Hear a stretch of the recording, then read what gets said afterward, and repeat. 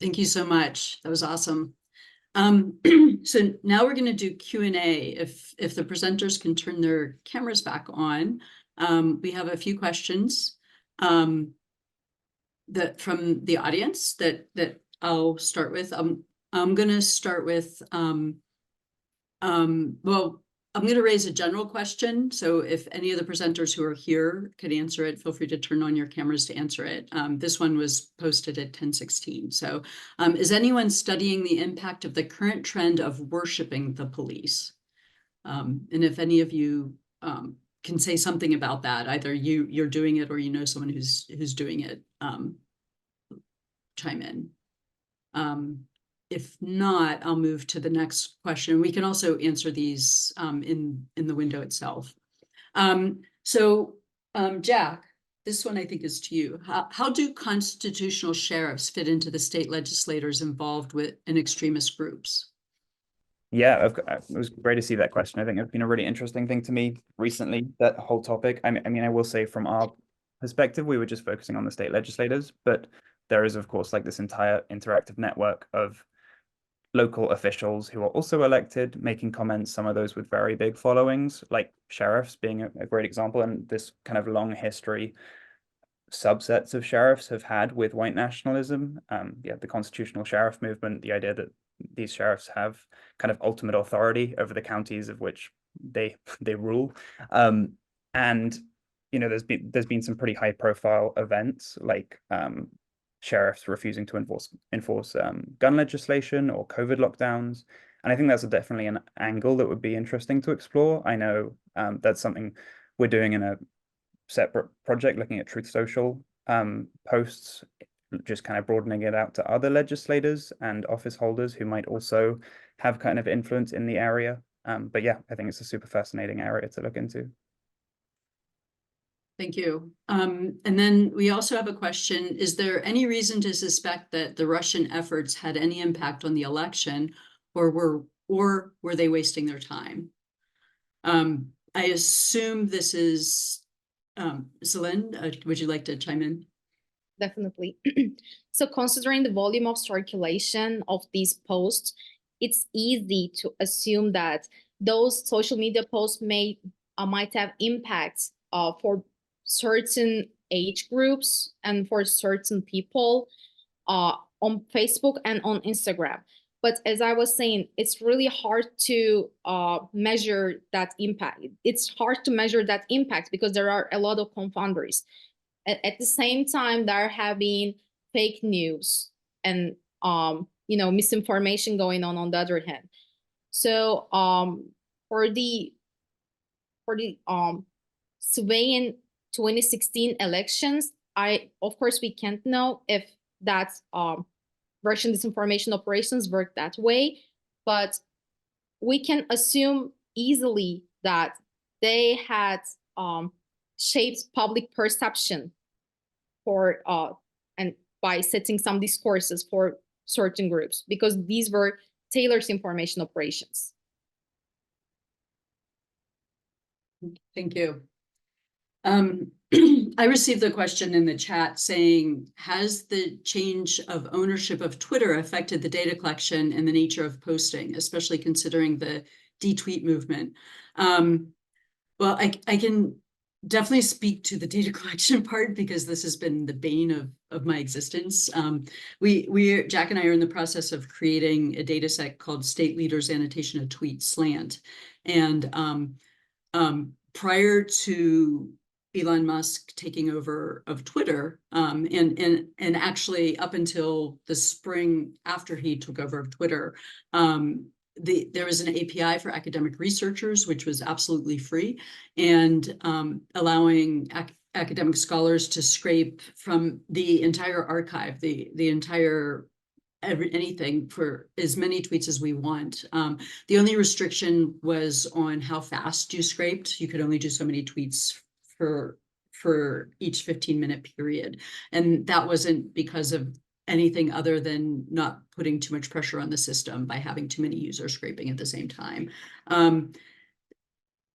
Starting in the spring of 2023, Elon Musk took away basically the API turned to an API 2, which has payment levels for access to Twitter, and there's no academic Twitter available or research Twitter available. But the current pricing is such that you can scrape recent tweets, not archive tweet or not long-term historic tweets, but recent tweets up to 10,000 a month for $100 a month. The next level up is $5,000 a month, and it's still recent tweets, but you have a higher level. I think you get 1 million per month. And then if those aren't good enough, you can get full access to the tweets starting at $42,000 a month. But anyway, so it's cost prohibitive. And so we'll see a big drop in the amount of research on Twitter that's being scraped. The data that we got for this presentation was made available by the German data journalist that we mentioned, and he had been scraping for the last 5 years based on events that have been happening over that period of time using search terms. And we will have those data available at Mershon for anyone who wants to use the data. So we're in the process of cleaning it a bit so that we can make it available at Mershon. And he wanted the data to get out there for scholars to use to study the things that we're studying. And particularly if any of you are German, there are a lot of German tweets. So let us know. In terms of the other piece of the question of whether the nature of posts have changed, I haven't studied that, but if anyone else wants to comment on the nature of posts since the detweet movement, a number of people have left Twitter and are going to different formats to post in their social media. Of course, there's been research out there that has shown that the hate rhetoric has become more harsh. In fact, there's a lawsuit by Elon Musk against those who published the research, saying that I don't know what the lawsuit says, but others can chime in. But the point of it is that there has been a change, and it's a shame that we can't study it. So that's what I have. Are there any other questions? And if any of the other panelists who have yet to present have questions, of course, the responders will give you time. If we run out of questions, then we'll start the responder panel sooner. I do not see any questions in the Q&A, and I do not see any more in the chat. So I think at this point, what we'll do is I'll invite the responders to come back. And I believe we have an additional responder who's come since this panel started. So if the presenters will turn off their cameras unless called on for a question, then the responders, you can turn on your cameras. And if you haven't had a chance to introduce yourself in the last responder session, please introduce yourself before you talk. And let me just repeat, what we'll do here is if you have something that you want to start with, feel free to unmute yourself and start talking. If not, I'll just call on someone. I will probably pick on Felicia because I know that she's been riveted. And I mentioned her state during our presentation. Again, you can also raise your hand, particularly if you want to speak on something that's happening right now. If you have a question that's directed toward any of the presenters, we'll invite them to come on and turn on their cameras. So thank you. Since I see no hands, Felicia. I'm happy to kick us off. So all of the presentations were very, very interesting. I just got to learn new things in all of them. So thank you to all the presenters. This conference is there's always so much to learn, and it's so rich. So the things that I was, of course, like this is so interesting with all the state legislature stuff, right? And it was interesting because then it got me thinking. I don't tweet or X or do any, I'm not on that platform. So I actually went back and I looked at my Facebook. I know, I'm sorry, I'm old for all those of you who are younger, and I think I'm dating myself.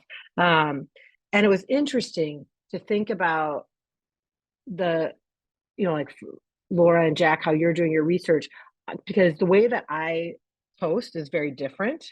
So like on the day of the insurrection, I posted the Georgia update of Democrats capturing the Senate, because we got the news that Ossoff won that day. And my my Facebook post was, on such a dark day in our history, some sunshine. And so that's how I posted. No, like I didn't, so it wasn't anything that might come up. And then when George Floyd died, I did both. We had Blackout Tuesday around then, so I had that, but also I posted when we had, soon after, it was maybe, I can't remember if it was a week or two after the murder of George Floyd, our community came together, and that's what I focused on.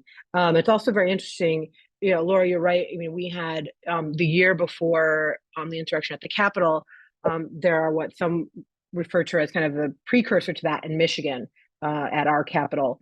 And so, yeah, I would say that there are many of us. I was not there for that. It was right before I got there, but I serve with folks every day who were there, and how frightening and scary that is. And, we live with bomb threats all the time, like they all those kinds of things.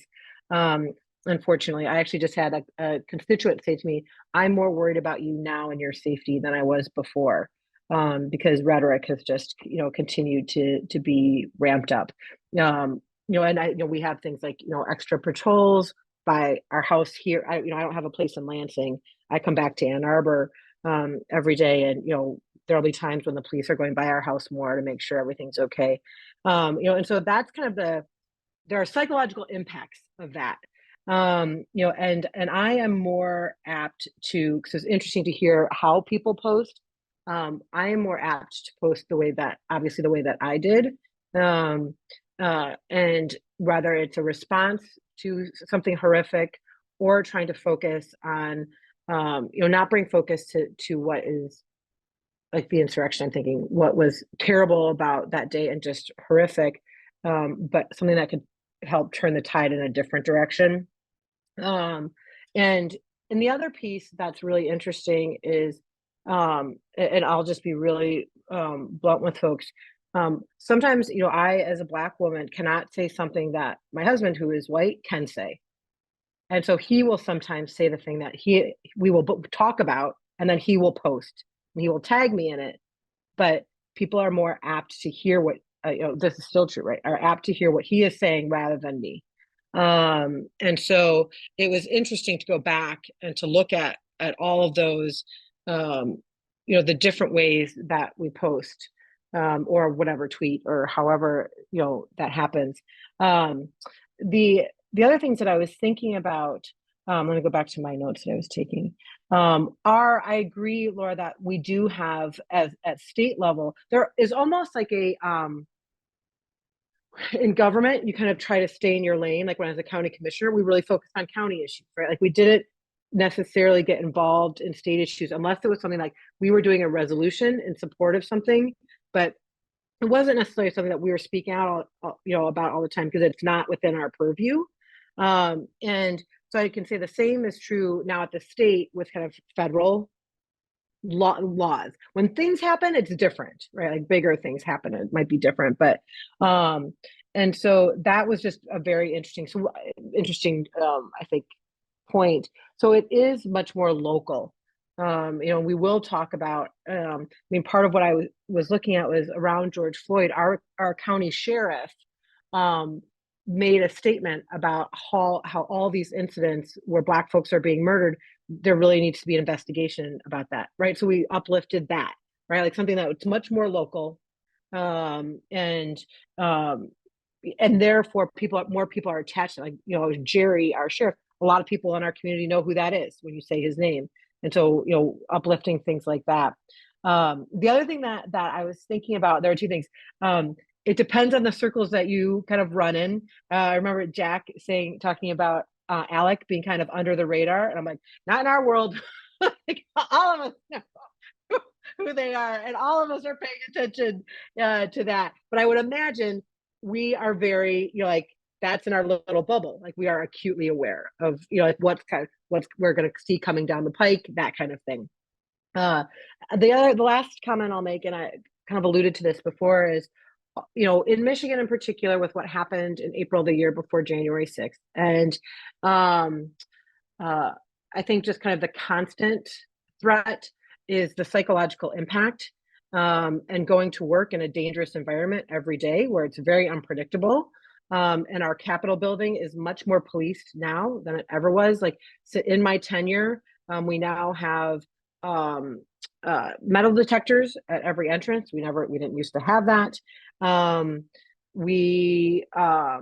Like, if you are not a legislator, your bag has to be searched. With legislators, we have either our pins or our badges that we can go right through, but it's just very different. And I would say, the police were there before, both Capitol Police, state police, but it looked very different. And so, the psychological impact of that day in and day out certainly comes out in the way that we interact both on social media, and when we're in our communities, when there's much more variables that are uncontrolled.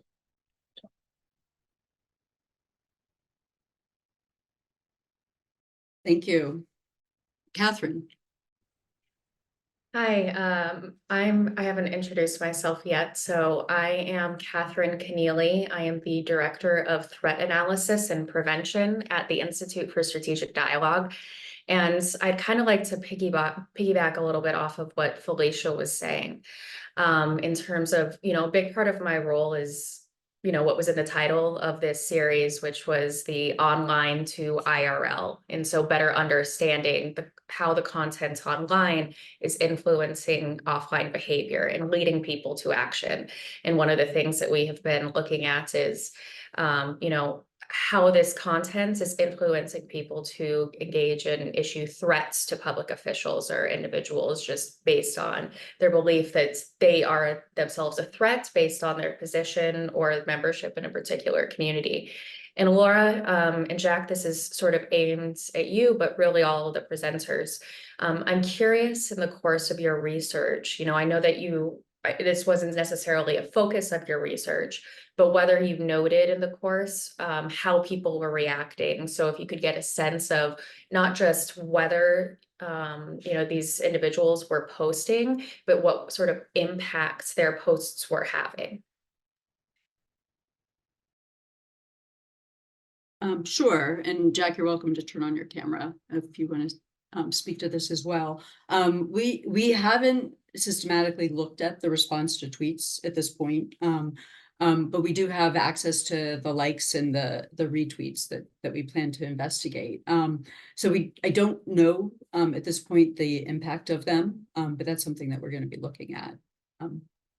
I'll also say we do have since we have all the tweets that mention the keywords, that if it did retweet the original tweet, it will include it. So we can see at least like the social network spreading that stuff, who's getting exposure, where that's going, and then even like how the retweets are getting momentum.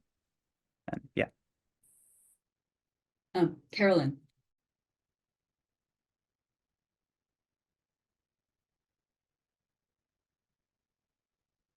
You need to unmute yourself. Sorry, I just did it. My bad. I should know how to do this after all these years.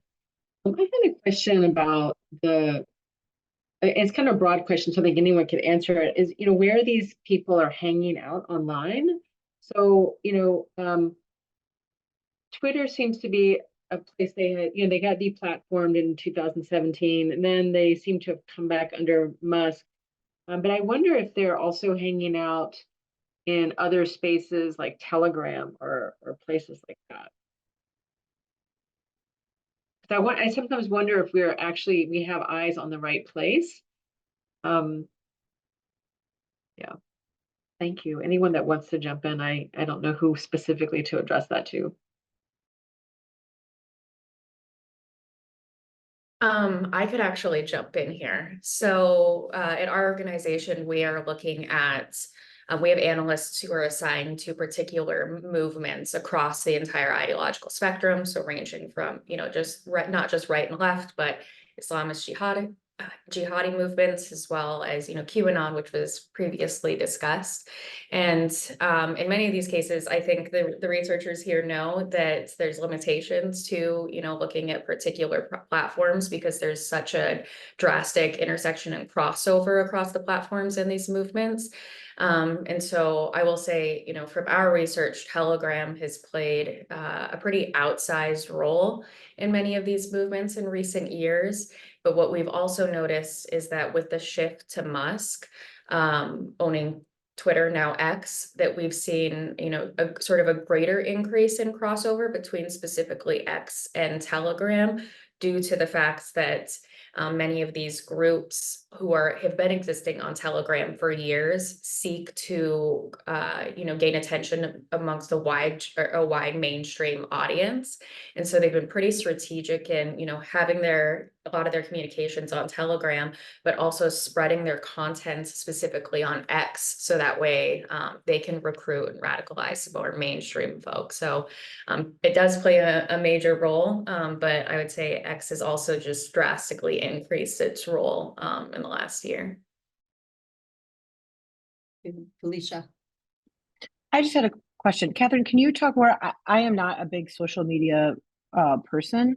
And so I don't know all the different platforms. What's Telegram? And I'm sorry if everybody else knows. I apologize. So Telegram is this fringe platform. It is encrypted. Basically, what people can do is they can create their own, they're called groups or channels that people can subscribe to and follow. The reason why it's attractive for fringe and extremist folks is because they have limited moderation on the platforms. So they're able to get away with posting more extreme violence and just ideological content compared to the mainstream ones. But it's a good thing that you don't know what it is. Awesome, thank you. I think I'll swap it out and ask Brad to chime in. Sure.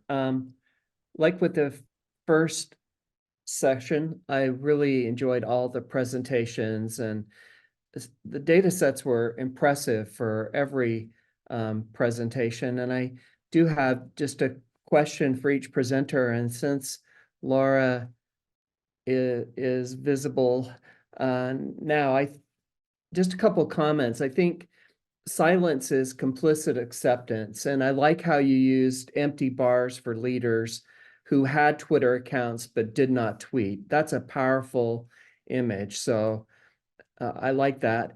And I think it's also a great idea to look at time. In our own research, we sometimes stage emergencies and we time how long it takes people to help victims of violence. And we find that they take longer after they've been exposed to violent media, like watched a violent movie or played a violent video game. So I like that dependent variable of time. Now to my question, I think it's a great idea to divide tweets by political party, but I'm wondering if you looked at more extreme factions within each political party. For example, the Pew Research Center identified 4 groups of Republicans: faith and flag conservatives, committed conservatives, the populist right, and the ambivalent right. So I'm thinking it might be interesting to look at, since this is about extremities and extremism, it might be interesting to look within each political party at how extreme the members are. I would love to see that Pew report. If you could send Okay, it my I'll send way, it that to would you. be great. Yep. But the issue we have is that there are thousands and thousands, like 5,000 state legislators active at any session. And so getting information on individuals, particularly unless they have group memberships that are well documented, we're not going to be able to do that. Now, it's easier to study federal legislators in that sense because they're a lot more vocal, and I'm, I wouldn't be surprised if Pew had a list of the from those groups. And I've observed those 4 groups as well, which I think is really fascinating at a time like this. But in terms of measuring them at the state level, that gets a little bit more challenging, particularly since sessions turn over and the composition changes. Although, what's not surprising is that the same people stay in, but just change seats. So there are people who've been in a while that where we Just may a be able to thought, do it stuff might with not be that. practical, but I thought it would be interesting to look at the extremes within each party. I would love to be able to identify them for sure. Yeah, Jeff Patterson, I love your 3-step model of radicalization and what an impressive data set you have. I was wondering if you had any ideas about how you would further test deductions from that model, because I think models are powerful in explaining how people can become radicalized. So I was wondering if you had any ideas about how to further test that interesting model. Yeah, so the main way that I would have to do it would be to look at each phase independently, because we're talking about a longitudinal process that may take a couple of years to complete. One thing I'm looking at right now is on that exposure to attention pathway, refining the sort of variables that impact whether or not exposure actually turns into attention. Do the videos get watched? Do the memes get paid attention to? Do the comments get engaged with meaningfully? Yeah, I was thinking that's a great idea too. Yeah. And then for the middle step, the attention to belief, that was a really messy one in my data because I was looking at, qualitative interviews and content analysis. And I was actually comparing 2 different theoretical perspectives there. One which focuses on the coherence of the message with underlying schemata, so their worldview, with the belief that messaging that's coherent with your existing worldview, you're more likely to accept, you're more likely to resist incoherent messaging. The other, it comes from a more rational choice perspective, saying that it's impossible to know things, and instead we have to trust sources. That I believe the earth is round because people I trust to tell me the truth have told me it, not because I've done the measurements myself. And so that's looking more at the social capital side of which sources are going to be trusted. I found evidence for both. I also found evidence of them competing with one another in cases where there would be a trusted source sharing an incoherent message or a coherent message coming from a distrusted source. So I've been toying with an experimental design where I could manipulate those variables to see which has stronger effects, how the effects might interact. Great idea. Yeah. And then that last step, the pathway from the differential association or the differential closeness to action. That would just be historical, looking at the histories of people who engaged in extremism to track it. This is coming from a theory designed by Bigman and Cooney, looking at the that people don't go from non-extremists to engaging in extremist violence overnight, and instead you have these steps of increasing action on behalf of the organization due to them going closer and closer to the organization over time, with every act in favor of the cause bringing you closer to the cause, further away from the mainstream.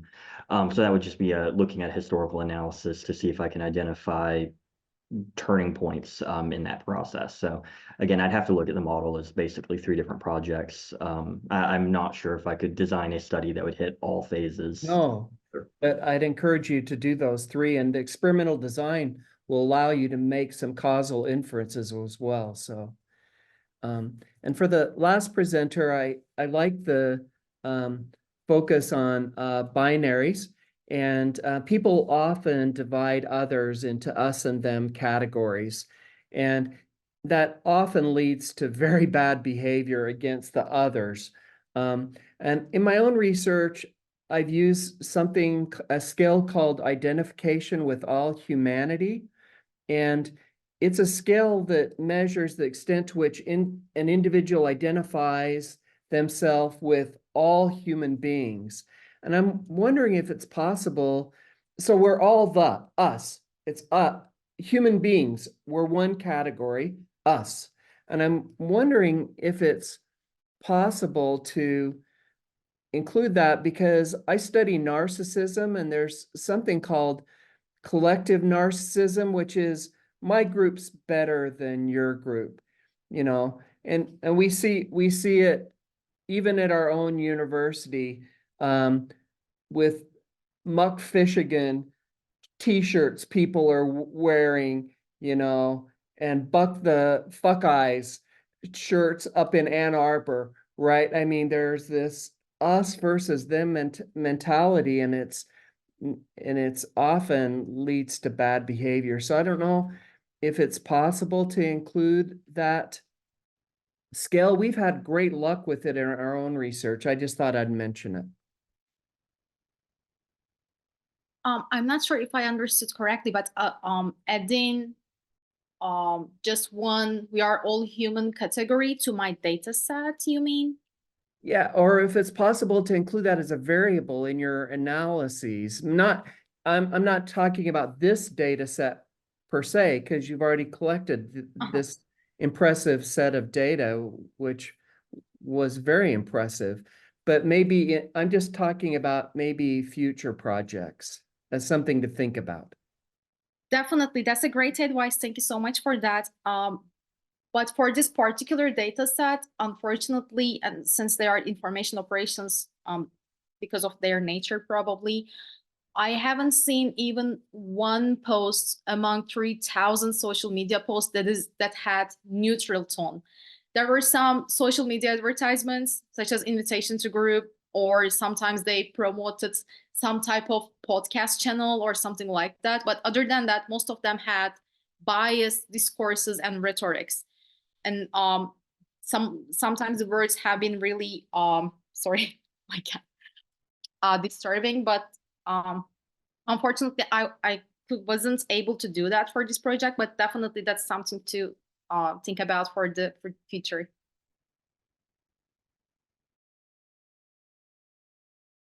Thank you. Reverend Dr. Meyer?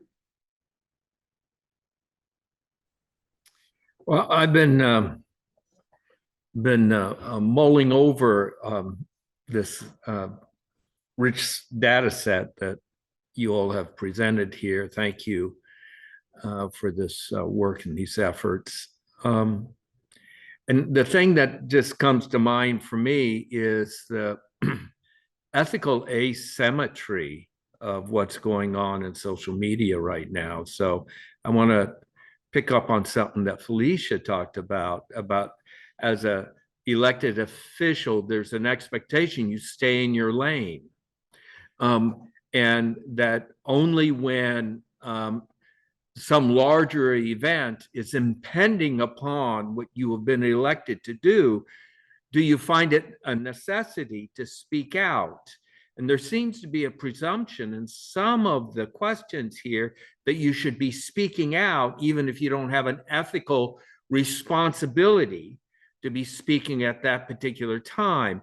So I'm a little concerned about sort of the empty column, if you will, because my work with elected people at every level of government, and I've done public policy work at every level of government, is that there is especially in a state like Florida, where sunshine laws are very, well, they used to be very strong, that this expectation that you drive safely, as it were, that you stay in your lane type of thing, is really very strong. And I've even noticed it among organizers and movement leaders and etc.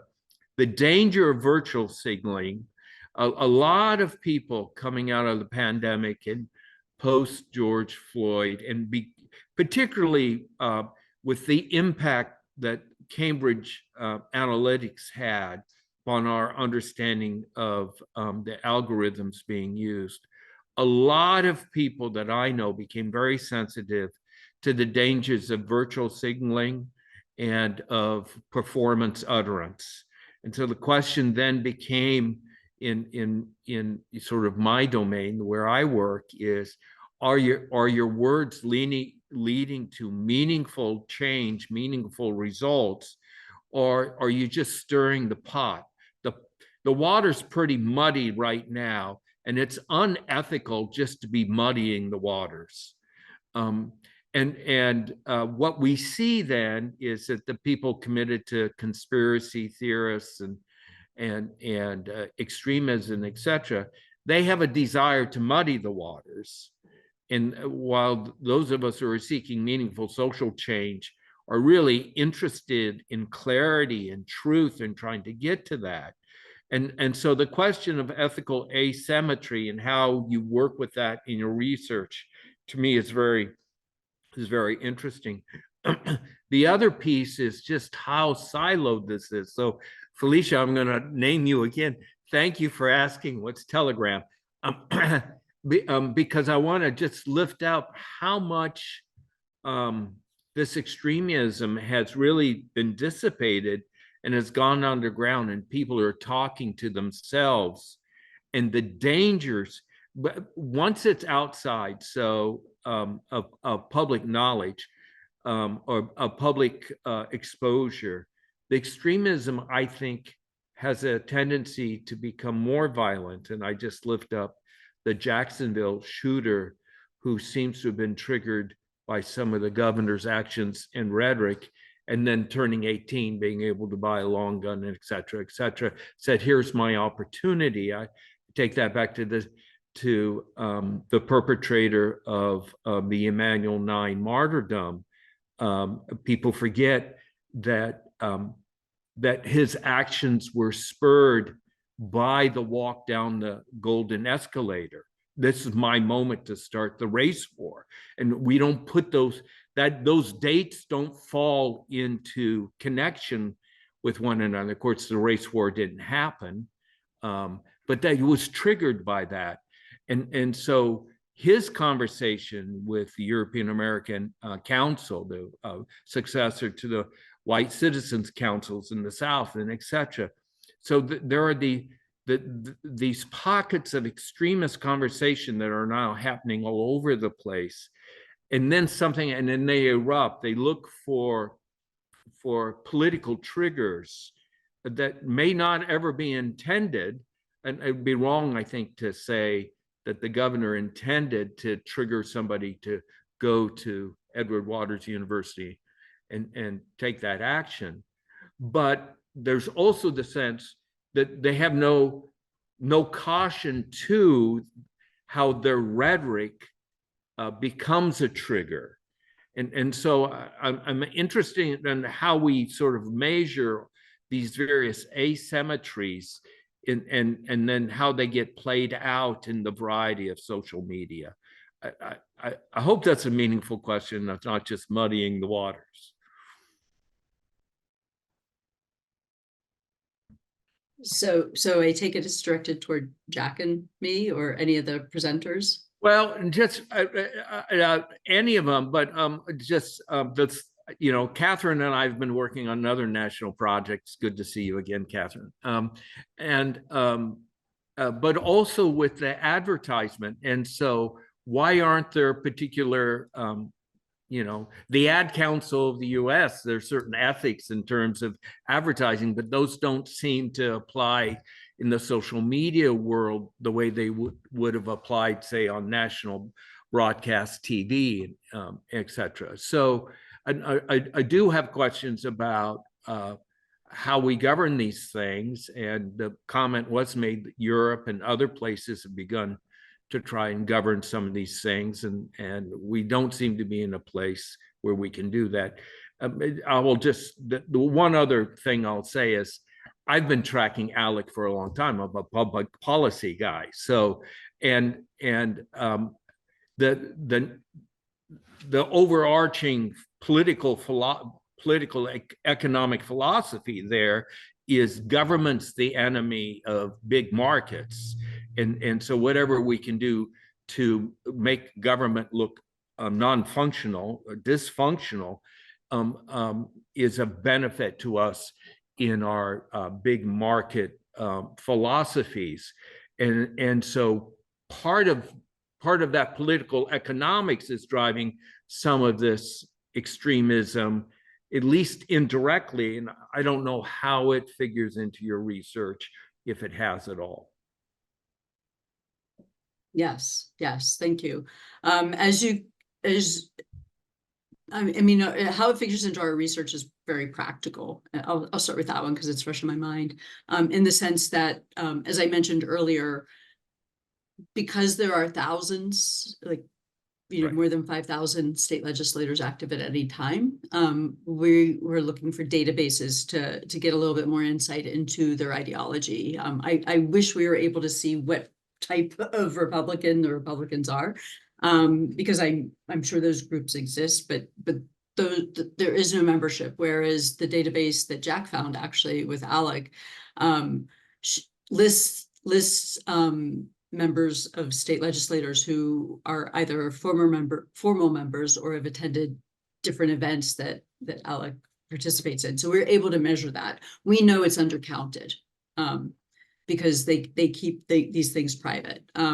So we were also able to take advantage of the Facebook page groups that research is done. So we're constantly scanning for information to be able to delineate those things. As for I appreciate your insight of the reluctance of legislators to post, both yours and Felicia's, particular that you said that the big empty column was concerning, although your statement was about how the legislators don't want to take a stand on these issues that are outside their lanes, because they don't want to muddy the waters unless at least these are the ones that you're talking to or the ones that you're working with.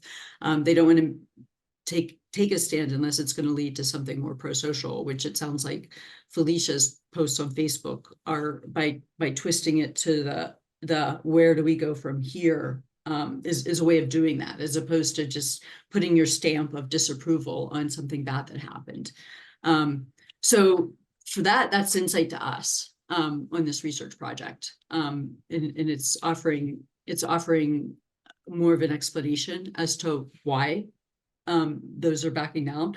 As a person, I find that hopeful that these legislators would avoid muddying the waters. I do think that at the state level, the focus is on the constituency at that level, and so there are some that do want to muddy the waters, and I think that's important for us to detect. And then there are some that don't want to muddy the waters.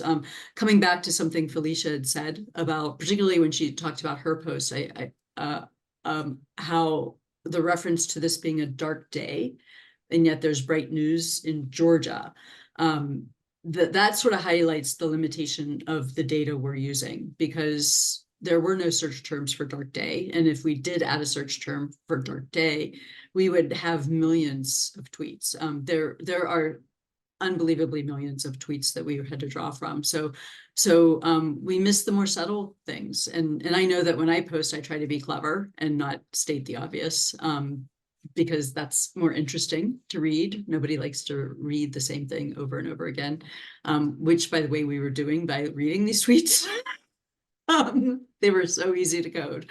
But your insights to what's happening at the legislative level are so valuable to us, and we really appreciate it. I think Selin might be more able to talk about the frustration around legislating what's happening on social media, since this was something that you were focused on, comparing the US to what's happening in Europe and in the UK. So I invite you to speak up. Unfortunately, I haven't delved into the legislative roots between what was going on in the US and what has been going on in the UK and EU, but I know that European Union have tougher restrictions in terms of their relationships with the social media companies, but we definitely need to take a look at details for that and understand how those regulations are going on. And this is unfortunately, these world of perceptions, representations of reality, and trying to restrict shaping perceptions for public in general is really hard.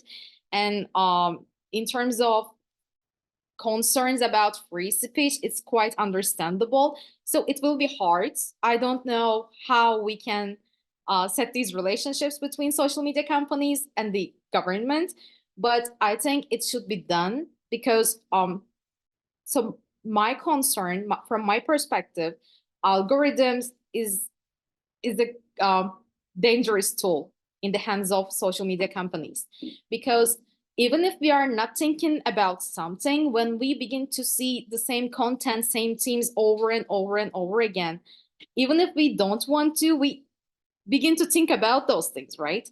So from that perspective, I don't know how those relationships would be. I don't know if the what the European Union has been done so far or the United Kingdom has been done so far would be appropriate to the US context. But I think there is a need for legislative regulation for these relationships. Thank you. I mean, one of the things that struck me was, you know, the famous exception to free speech is if you yell that the building is burning and cause a stampede. But that's easy to measure, whereas, you know, speech, the consequences of speech online is a lot less easier to measure. Felicia. Selin, when you were talking, and this made me think of some of what we're doing in the legislature in Michigan in a different way, but it's around media and ads and things, and we haven't touched on it here, but is the use of AI and all these generated kind of whether it's on social media or mailers or and how the increase in seeing those and what that does in terms of either they're usually used in a negative way. I guess I haven't seen it yet used in a positive way. So it's usually used to berate somebody for either a decision they've made or to paint someone in a certain light, usually poorly. And so that I know is something that some of my colleagues are working really hard on it, having there needing to be labels on things like that says like this was generated by AI so that folks know it's not real. It's particularly in campaign material. But I think this is going to be a bigger issue as well. For sure. Catherine. Yeah, if I can just jump in on this. One of our priorities is how we can hold social media companies accountable. What we have seen with the dismantling of moderation teams across all of these variety of platforms over the last 2 years is that social media companies have not been able to self-moderate and prevent this threat from growing. I'm a little bit hopeful that with the legislation in Europe, that Americans will start demanding the same requirements from the social media companies in the US, especially as we start seeing companies being held monetarily accountable. You know, the pocketbooks have a pretty great impact. But what we have seen with the recent decisions in the bill regarding TikTok and trying to get that banned in the United States, which I'm not saying by any means that I agree with it. But what we have seen is just how powerful the national security component is when arguing that something needs to happen with social media companies. And so what I think is incredibly important with this research is continuing to evidence just how this content and what's happening on social media is a direct threat to national security. Because I think in that way, you know, increasing our focus on that, we have the greatest likelihood of actually getting something done. So that's a thank you to you all. Thank you again. We're back. Reverend Dr. Meyer was first, and then Felicia. Yeah, I And just we're wanted to. close to the end of time. So Right. The big argument in Florida has been about protecting minors from the algorithms and social media that cause psychological harm and lead to suicidal ideation. And so we've had, we were just going to ban it, and they pulled back from that. So there will be parental controls now. And it'll be interesting to see how that actually affects all the major social media platforms that young people are on right now. And I'm just wondering whether that then becomes a model for us how to get a better hold across the industry. It is encouraging to see that we want to protect minors, but the same concern goes to the adult population. And so how to help make that transition, if we're concerned about it having a psychological effect upon young people, it's having the same effect upon you. And if how we can move that forward, I don't know. But there does seem to be a concern on both sides of the aisle, as it were. So there, maybe there'll be some meeting here. Otherwise, AI on social media will have the strongest political influence globally. thank you. Felicia. I will try to be very fast. I just wanted to add in terms of, Catherine, thanks for bringing up the TikTok, the limitations on TikTok at the congressional level. I mean, one of the things that's been interesting, and I have talked with some of our folks in Congress, and what was interesting is that morning when that was going to be heard in committee, I believe the caucuses were briefed before that. And when they were going to hear it, I know at least one congressperson got about 1,000 calls from young people because they would open up their TikTok and it said, you need to call, this is going to be banned. You need to call your congressperson.